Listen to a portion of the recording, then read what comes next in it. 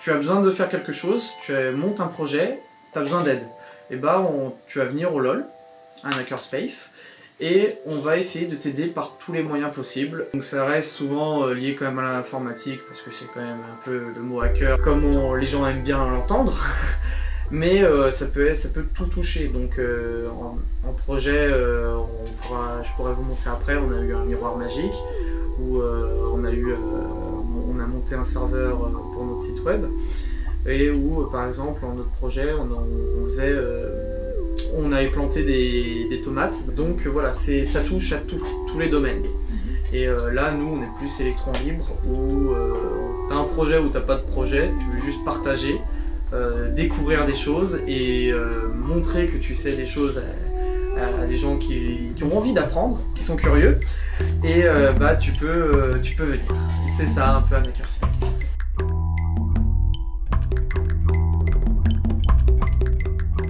Pour moi, hacker c'est vraiment ça, c'est pas détourner une fonction première, mais vraiment bidouiller. C'est s'amuser à comprendre comment quelque chose fonctionne et s'amuser avec pour faire ce que l'on a envie de faire avec. C'est la personne qui va vraiment essayer de comprendre comment une chose marche et essayer de l'améliorer, quitte à faire des choses que les autres pourraient trouver ridicules, hein, à base de gros scotch ou à base de baguettes un petit peu partout. Le fait de venir à un hackerspace, c'est d'apprendre des choses et d'être moins un noob et de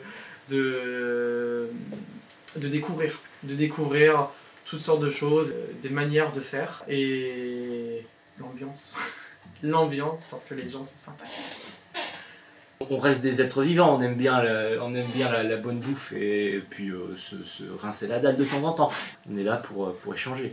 Le hackerspace, c'est donc un échange, c'est un bouillon de culture littéralement, un bouillon de culture et de connaissances. Et donc voilà, c'est important de rester en contact avec des gens qui pratiquent la même chose que soi, mais pas que. Parce que si on faisait la même chose, il n'y aurait aucun intérêt à se rencontrer. Ici au LOL, la plupart des gens sont dans le logiciel libre. On ne va pas faire la fine bouche, on ne va pas n'accepter que les gens qui ont un GNU Linux sur leur PC. Voilà.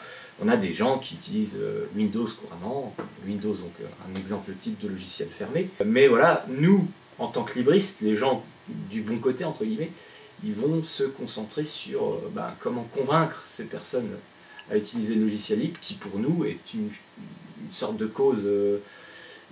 On ne considère pas les gens qui utilisent des logiciels privateurs ou fermés comme des méchants, entre guillemets, mais plus comme des victimes. Du coup, nous, on ne va pas mettre à la porte des victimes, on va essayer de les aider. Faire pousser des tomates, ça s'apprend. Programmer, modifier les logiciels ou faire des choses pas très légales, ça s'apprend. Tous les médias font des clichés.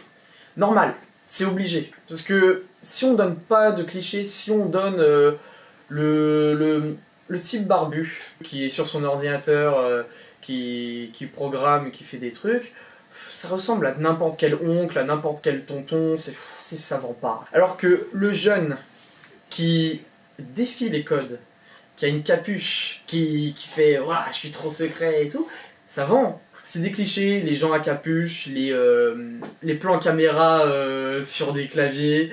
Nous, ça nous fait rire parce qu'on est habitués, mais ça nous fait aussi une mauvaise pub parce que, comme je l'ai dit juste avant, on est juste des passionnés qui aiment voir ce qu'il y a sous le capot.